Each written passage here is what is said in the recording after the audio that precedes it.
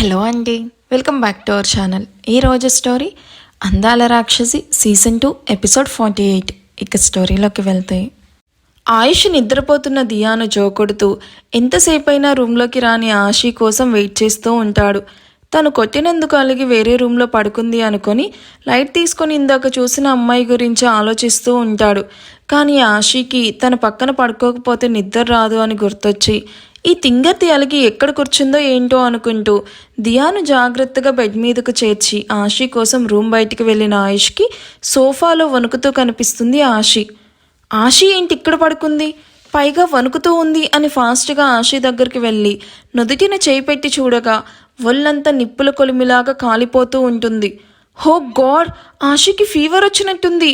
అయినా నేనేంటి తనని ఇంత నిర్లక్ష్యంగా వదిలేశాను అని ఆషిను ఎత్తుకొని బెడ్రూమ్లోకి తీసుకుని వెళ్తూ ఆగి, లేదు బెడ్రూమ్లో పడుకోబెడితే దియా కుదురుగా ఉండదు అండ్ ఆషి దగ్గరికి వచ్చి పడుకుంటే ఆషికి ఇబ్బంది, దియాకి కూడా ఫీవర్ వచ్చే ఛాన్సెస్ ఉంది అనుకొని ఆషిను సెకండ్ రూమ్లో పడుకోబెట్టి వెట్టి క్లాత్తో తన ఒళ్ళంతా తుడుస్తూ ఉన్న ఆయుష్కి ఆషి రెస్ట్ దగ్గర టాటూ కనిపించడంతో వాట్ ఈస్ దిస్, ఇదెప్పుడు వేయించుకుంది అంటూ కందిన తన చేతి వైపు చూస్తూ రిసెప్షన్కి కాల్ చేస్తాడు. రిసెప్షన్లో మిడ్ నైట్ అయినా డ్యూటీలో ఉంటారు కాబట్టి వెంటనే ఆయుష్ కాల్ని రిసీవ్ చేసుకుని వాళ్ళకి అందుబాటులో ఉన్న డాక్టర్ని పంపిస్తారు. డాక్టర్ ఆషిని చెక్ చేసి దేని గురించో బాగా స్ట్రెస్ ఫీల్ అయ్యింది, అంతేకాకుండా టాటూ వేయించుకోవడం వల్ల పెయిన్ తట్టుకోలేకపోయింది, ఈ మెడిసిన్స్ అండ్ టాటూ దగ్గర ఈ జెల్ అప్లై చేయండి అని చెప్పి ఆయుష్ ఇచ్చిన ఫీజు తీసుకుని డాక్టర్ వెళ్ళిపోతాడు.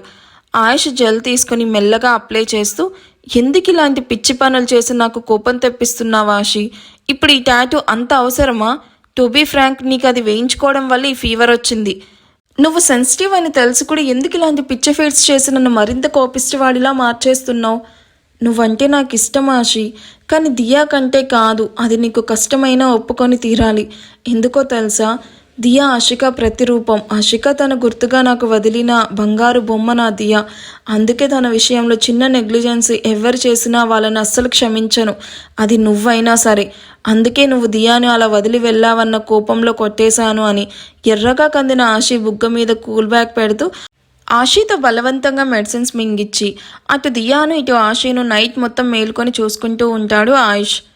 దియా కళ్ళు తెరిచేసరికి రూమ్లో ఎవరూ కనిపించరు. నైట్ ఎవరో తనని ఎత్తుకొని వెళ్ళాలి అని ట్రై చేయడం గుర్తు రాగానే ఏడుస్తూ మమ్మ డాడీ అని హాల్లోకి వచ్చి ఏడుస్తూ ఉన్న దియా వాయిస్కి ఆషి రూమ్లో నుండి కంగారుగా బయటికి వస్తాడు ఆయుష్. ఏడుస్తూ ఉన్న దియాను చూసి ఏమైందిరా అంటూ తనని ఎత్తుకొని వెన్ను నిమురుతూ మెల్లగా అడుగుతాడు. డాడ్ ఎక్కడికి వెళ్ళారు, నాకు చాలా భయం వేసింది, ఎవరో నన్ను తీసుకుని వెళ్తున్నారు, నువ్వు మమ్మ ఎక్కడికి వెళ్ళారు అంటూ ఎక్కిలు పెడుతూ చెప్తూ ఉన్న దియా తల నిమురుతూ, అదో బ్యాడ్ డ్రీమ్ అని మర్చిపో బంగారం, నేను ఉండగా నిన్ను ఎవరు టచ్ కూడా చెయ్యరు, సరేనా, ఏడవ్వాకు అంటూ దియా ఏడు పాపించి ముందు రోజు ఆ రిసార్ట్ స్టాఫ్తో గ్రాసరీస్ తెప్పించడంతో కిచెన్ వైపు వెళ్తాడు. ఫ్రిడ్జ్లో నుండి మిల్క్ బాటిల్ తీసుకొని దియాకి మిల్క్ బాయిల్ చేసి ఇచ్చాక తను హాల్లోకి ఎత్తుకొని వచ్చి ఇక్కడే కూర్చో బంగారం, నేను మమ్మకి మిల్క్ ఇచ్చేసి వస్తాను, నేను కూడా వస్తాను డాడ్, మమ్మ ఎక్కడ, రూమ్లో కూడా లేదు, మమ్మకి హెల్త్ అప్సెట్ అయింది దియా, కొంచెం ఫీవర్గా ఉందని పడుకుంది, మమ్మకి ఫీవర్ వచ్చిందా, నాకు తెలియదు అంటూ నువ్వు కూడా చెప్పలేదు డాడ్ అంటూ ఫాస్ట్గా ఆషి ఉన్న రూమ్లోకి పరిగెత్తిన దియా బెడ్ మీద చలనం లేకుండా నిద్రపోతున్న ఆషిని చూసి మమ్మ ఏమైంది, మమ్మ ఓపెన్ యువర్ ఐస్ అంటూ ఆషి తలను తన బుజ్జి వడిలో పడుకోపెట్టుకొని మెల్లగా బుగ్గలు తడుతూ ఏడుస్తూ పిలుస్తూ ఉంటుంది దియా.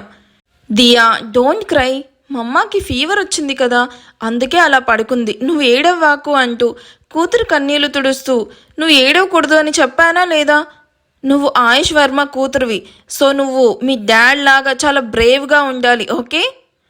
ఎస్ డాడ్, బట్ మమ్మని ఇలా చూస్తుంటే I can't control my tears, మమ్మను అట్లీస్ట్ కళ్ళు తెరవమని చెప్పు, మమ్మ అలా పడుకుంటే నాకు బాగాలేదు అని కళ్ళు నురుముకుంటూ ఏడుస్తూ ఉన్న కూతుర్ని గుండెలకి హత్తుకొని, మమ్మకి ఏమీ అవ్వలేదు దియా, తను బాగా వీక్గా ఉంది, అందుకే వజ్జుంది, కాసేపట్లో తను కళ్ళు తెరుస్తుంది, కానీ ముందు నువ్వు ఈ మిల్క్ తాగు, నో నాకు మమ్మ మాత్రమే కావాలి, తను లేచి మిల్క్ ఇస్తేనే నేను తాగుతాను, అప్పటి వరకు ఫ్రెష్ కూడా అవ్వను అని ఆశి తలను అలాగే వల్లో పడుకోబెట్టుకొని తన బుజ్జి చేతులతో ఆశి తల నొక్కుతూ, నీకేం కాదు మమ్మ, ఐఆమ్ విత్ యూ అంటూ తనకి ఫీవర్ వచ్చినప్పుడు ఆశి ఏం చేస్తుందో గుర్తు చేసుకుంటూ తను కూడా అలాగే చేస్తూ, డాడ్ మమ్మ hands legs and face wet cloth మొత్తం క్లీన్ చెయ్యి, నేను ఇప్పుడే వస్తాను అంటూ కిచెన్లోకి పరిగెడుతుంది. తనకి కుకింగ్ స్టవ్ అందకపోయేసరికి చైర్ వేసుకొని స్టవ్ ఆన్ చేసి ముందే ఆయుష్ గిన్నెలో పాలు కాచి పెట్టడంతో దాన్నే రీహీట్ చేసి మిల్క్ కప్లో పోసి షెల్ఫ్లో ఉన్న టర్మరిక్ పౌడర్ కాస్త గ్లాస్లో మిక్స్ చేస్తుంది. మెల్లగా చైర్ దిగి ఆ కప్పు పట్టుకోవడానికి అవ్వక ట్రేలో కాలుతూ ఉన్న కప్ను ఉంచి మెల్లగా నడుస్తూ ఆశీ రూమ్లోకి తీసుకొని వెళ్తుంది. డాడ్ మమ్మాని కూర్చోబెట్టి సపోర్ట్ చెయ్యి, మిల్క్ తాగించాలి, ఇవి తాగితే మమ్మాకి త్వరగా క్యూర్ అవుతుంది, నాకు కూడా మమ్మ ఇలాగే చేసేది అంటూ ఆయుష్ ఆశ భుజం పట్టుకొని జాగ్రత్తగా పట్టుకోవడంతో మమ్మ కొంచెం మిల్క్ తాగు అంటూ స్పూన్తో కొంచెం కొంచెం తీసుకుని ఉఫ్ఫు ఉఫ్ఫు అని ఊదుతూ మెల్లగా స్పృహలో లేని ఆశకి కష్టంగా 4 స్పూన్లు తాగించి పెదాలు తుడుస్తుంది. ఆశి పెడితే తప్ప ఫుడ్ కూడా సరిగ్గా తినడం రాని దియా ఇవాళ ఆశి విషయంలో ఇంత కేరింగ్గా ఉండడం చూసి ఆయుష్లో చిన్నపాటి షాక్. తన గుండెల మీద ఆడుకుంటూ ఉన్న తన కూతురు ఇవాళ ఇంత పెద్దగా అయిపోయిందా అని అనుకుంటూ ఆశి దియాల బాండింగ్కి మరోసారి తన కళ్ళల్లో కన్నీళ్లు తిరుగుతాయి. ఆశి మెడలో తాళి కట్టేటప్పుడు కూడా నేను చాలా భయపడ్డాను వీళ్ళ బాండింగ్ ఎలా ఉంటుందో అని. కానీ ఇవాళ ఒకరి కోసం ఒకరు పడే బాధ, ఒకరి మీద ఒకరికి ఉన్న ప్రేమ చూస్తుంటే చాలా హ్యాపీగా ఉంది అనుకుంటూ త్వరగా కళ్ళు తెరువు ఆశి, దియా ఏడవడం తన హెల్త్కి మంచిది కాదు అని ఆశి నుదిటిన ముద్దు పెడుతూ ఆశి చేయి పట్టుకొని దిగులుగా కూర్చొనున్న దియా వైపు చూస్తూ ఉంటాడు. ఆశి నెమ్మదిగా కళ్ళు తెరిస్తూ తన చేతిని కదిలించేసరికి ఆశి చేయి పట్టుకొని కూర్చొనున్న దియా ఆశి కదలడం చూసి మమ్మా అని హ్యాపీగా ఫీల్ అవుతూ డాడ్ మమ్మ మూవ్ అవుతుంది అని నవ్వుతూ చెప్తున్న దియా వైపు చూసి ఆశి ఇప్పుడు ఎలా ఉంది అని కళ్ళు తెరిచి సీలింగ్ వైపు చూస్తూ ఉన్న ఆశిను నెమ్మదిగా కూర్చోబెట్టి గ్లూకోజ్ వాటర్ నోటి దగ్గర పెడతాడు. ఆశి ఆయుష్ వీపుకి పూర్తిగా అతుక్కుపోయి కూర్చొనుంటే ఆయుష్ తనని జాగ్రత్తగా పొదిమి పట్టుకొని ఆశికి మెల్లగా వాటర్ తాగించి హౌ యూ ఫీలింగ్ నవ్ అంటూ నుదుటిన చేయి పెడుతూ అడుగుతాడు. బాగానే ఉంది ఆయుష్ గారు, బట్ బాగా వీక్గా ఉంది అంటూ దియాను చూసి చేతులు చాపడంతో మమ్మ అంటూ ఆశీని హత్తుకొని నువ్వు బాగానే ఉన్నావు కదా మమ్మ అంటూ ఆశీ వైపు కంగారుగా చూస్తూ ఆశీ మొహాన్ని తన బుజ్జి చేత్తో తడుముతూ అడుగుతుంది. నేను బాగానే ఉన్నాను దియా, టెన్షన్ పడకు అంటూ దియా నుదుటిన ముద్దు పెడుతూ నువ్వు బాగానే ఉన్నావు కదా అంటూ నైట్ దియా ఏడవడం గుర్తొచ్చి అడుగుతుంది. ఐఎమ్ ఓకే మమ్మ, బట్ నువ్వే చాలా వీక్గా ఉన్నావు, నైట్ బాగున్నావు కదా, సడన్గా ఫీవర్ ఎందుకు వచ్చింది మమ్మ? నైట్ నువ్వు ఏడ్చేసరికి మమ్మ టెన్షన్ పడి ఫీవర్ తెచ్చుకుంది దియా, ఇప్పుడు మమ్మ బాగుంది కదా, వెళ్ళి మిల్క్ తాగు. ఆయుష్ చెప్పింది విన్న దియా ఆశీ వైపు చూస్తూ డాడ్ చెప్పింది నిజమా మమ్మ, నన్ను చూసి టెన్షన్ పడి ఫీవర్ తెచ్చుకున్నావా?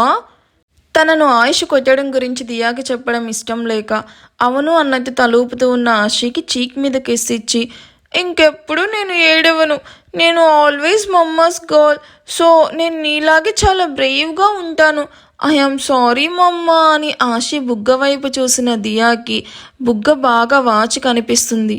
మమ్మ వాట్ హ్యాపెన్, నీ బుగ్గెందుకు ఇంత రెడ్డగా అయిపోయింది అని బుగ్గ మీద పడ్డ వేళ్ళ గుర్తులు చూస్తూ ఆయుష్ వైపు తిరిగి డాడ్ నిజం చెప్పు, నువ్వు మమ్మని కొట్టావు కదా అంటూ కోపంగా అడుగుతుంది. అదేం లేదు దియా, స్టెప్స్ మీద నుండి జారి పడ్డాను, అప్పుడు దెబ్బ తగిలింది, ముందు నువ్వు వెళ్ళి ఫ్రెష్ అవ్వు.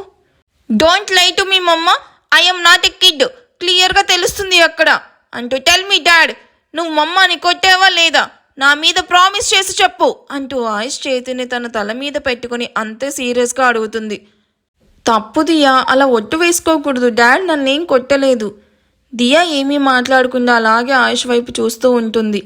నిన్ను ఒంటరిగా వదిలి వెళ్ళినందుకు కోపంతో నేనే కొట్టాను దియా, ఐఎమ్ సారీ బంగారం, ఇంకెప్పుడు మమ్మాని అలా కొట్టను. నా మీద ప్రామిస్ వేసి చెప్పండి డాడ్, ఇంకెప్పుడు మమ్మాని కొట్టను అని, మీరు ప్రామిస్ బ్రేక్ చేస్తే నేను చచ్చిపోయినంతొట్టు దియా అంటూ ఆయుష్ తనని గుండెలకి హత్తుకొని సరదాగా కూడా అలాంటి వర్డ్స్ యూజ్ చెయ్యకు, నువ్వు లేకుండా నేను ఉండలేను, ఇంకెప్పుడు మమ్మాని కొట్టను, ఇట్స్ మై ప్రామిస్. మా అమ్మ లేకుండా నేను ఉండలేను డాడ్. నాకు నీకంటే మా అమ్మ అంటేనే ఎక్కువ ఇష్టం. నేను తను వచ్చాకే చాలా హ్యాపీగా ఉన్నాను. నువ్వు కూడా హ్యాపీగా ఉన్నావు. అండ్ మన హ్యాపీనెస్కి కారణమైన మా అమ్మను మీరు హర్ట్ చేశారు.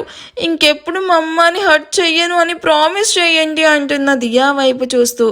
ప్రామిస్ దియా, ఇంకెప్పుడు మీ అమ్మ విషయంలో నేను ఇలా జరగనివ్వను, జరగదు కూడా. మీరిద్దరూ నా రెండు కళ్ళు, మీలో ఎవరు లేకపోయినా ఐఎమ్ నథింగ్ అంటూ ఆశీని కూడా దగ్గరికి తీసుకుని ఐఎమ్ సారీ అంటున్న ఆయుష్ను హత్తుకుని కన్నీళ్లు తుడుచుకుంటుంది. మమ్మ డోంట్ క్రై అంటున్న దియాను గుండెల్లో దాచుకుని ఐ లవ్ యూ దియా అంటూ ఆయుష్ దియాలను కలిపి హత్తుకొని ఈ లైఫ్కి హ్యాపీనెస్ చాలు ఆయుష్ గారు అంటూ మెల్లగా కళ్ళు మూసుకుంటున్న ఆశీను చూసి దియా టెన్షన్ పడుతూ ఉంటే కంగారు పడుకు దియా, మా అమ్మ వీక్గా ఉంది, కాసేపు పడుకోనివ్వు అంటూ తనని బెడ్ మీదకు చేర్చి దియాకు తనే బాత్ చేయించి దియా అడిగిన న్యూడిల్స్ ప్రిపేర్ చేస్తూ ఉంటే దియా ఆశీ కోసం రిసెప్షన్కి ఆయుష్తో కాల్ చేయించి ఇడ్లీ ఆర్డర్ చేస్తుంది. వేద ఫ్రెష్ ఈవినింగ్ తన రూమ్ నుండి బయటకు వచ్చి హాల్లోకి రాగానే అప్పటికే ఆఫీస్ నుండి వచ్చిన సూర్యదేవ్ కృష్ణదేవ్ ఆఫీస్ విషయాలు డిస్కస్ చేస్తూ ఉంటారు. వాళ్ళని చూసి చిన్న స్మైల్ ఇస్తూ హాయ్ అంకుల్ అంటూ ఇద్దరి కాళ్ళకి నమస్కరించి వాళ్ళ బ్లెస్సింగ్స్ తీసుకుంటుంది.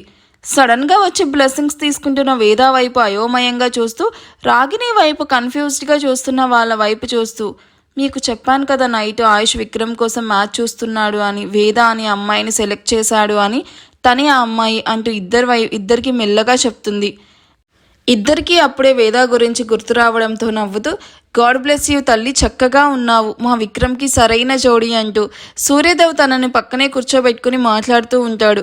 సూర్యదేవ్ని చూసిన కృష్ణదేవ్కి మనసంతా బాధగా మారుతుంది. నిజానికి వేద ప్లేస్లో ప్రణవి ఉండాల్సింది. ప్రణవి చేసిన తప్పుకి ఇప్పుడు కుటుంబానికి దూరమైంది, కానీ లేదంటే సూర్యదేవ్ తనని సొంత కూతురులా చూసుకునేవాడు. ఇప్పుడు తన ప్లేస్లో వేద రావడం కృష్ణదేవ్కి చాలా బాధగా ఉంది. At the same time Pranavi మీద కోపం వస్తూ ఉంటే ఇంకా అక్కడ కూర్చోలేక మీరు మాట్లాడుతూ ఉండండి బావా, నాకు ఒక కాల్ ఉంది, మాట్లాడొస్తాను అంటూ అక్కడి నుండి వెళ్ళిపోతున్న కృష్ణదేవ్ని చూసి సూర్యదేవ్ కూడా తన మనసు తెలిసిన వాడే వెనుకనే వెళ్తాడు. మాట్లాడుకుంటూ లోపలికి వస్తున్న మోహిత్ విక్రమ్ని చూసి రాగిని నవ్వుతూ అదిగో విక్కీ వస్తున్నాడు వేద అనగాని వేద విక్రమ్ వస్తున్న వైపు చిరునవ్వుతో చూస్తూ పైకి లేచి నిల్చుకుంటుంది. ఫార్మల్స్లో డిగ్నిటీగా కనిపిస్తున్న విక్రమ్ లుక్స్కి ఇంప్రెస్ అవుతూ విక్రమ్ పక్కనున్న మోహిత్ని చూసి హాయ్ మోహిత్ అంటూ నవ్వుతూ చెప్తున్న వేదాని చూసి ఇద్దరు వేద వైపు చూస్తారు. హాయ్ వేద వచ్చేసావా అంటూ తనని సైడ్ హాక్ చేసుకుంటూ సారీ యార్ ఆఫీస్లో బిజీ అందుకే రాలేకపోయాను. ఇట్స్ ఓకే మోహిత్, నువ్వు రాకపోయినా నన్ను సేఫ్గా మహల్కి తీసుకుని రమ్మని చెప్పావు కదా అంటూ తన వైపు చూసి మాట్లాడకుండా వెళ్తూ ఉన్న విక్రమ్ వైపు చూస్తూ ఉంటుంది. వాడు ఇంకా సెట్ అవ్వలేదు వేద, నువ్వేం ఫీల్ అవ్వకు, వాడే చేంజ్ అవుతాడు. కాదు, నువ్వే వాడిని చేంజ్ చెయ్యాలి. నువ్వు వర్రీ అవ్వకు మోహిత్, విక్రమ్ గురించి నాకు వదిలేసాయి. తనను చేంజ్ చేసి తనతో మ్యారేజ్కి ఎస్ అనిపించుకునే ఇక్కడి నుంచి వెళ్తాను. వాట్ అంటే నీకు విక్కీని మ్యారేజ్ చేసుకోవడం ఇష్టమేనా? తనతో మాట్లాడాలి అన్నావు. నాకు విక్రమ్ గురించి తన పాస్ట్ గురించి రాగిణి ఆంటీ మొత్తం చెప్పారు. తన మీదున్న సింపతితో కాదు, తన మీదున్న గౌరవంతో అండ్ తన క్యారెక్టర్ నచ్చి విక్రమ్తో మ్యారేజ్కి రెడీ అయ్యాను అంటూ సిగ్గుపడుతూ అక్కడ నుండి వెళ్తున్న వేదాన్ని చూసి రాగిణి మోహిత్ చాలా హ్యాపీగా ఫీల్ అవుతారు. ఈ ఎపిసోడ్ ఎలా అనిపించిందో కామెంట్ చేయండి. వీడియో నచ్చితే ప్లీజ్ లైక్ చేసి హైప్ ఇవ్వండి. Thank you for watching. Bye.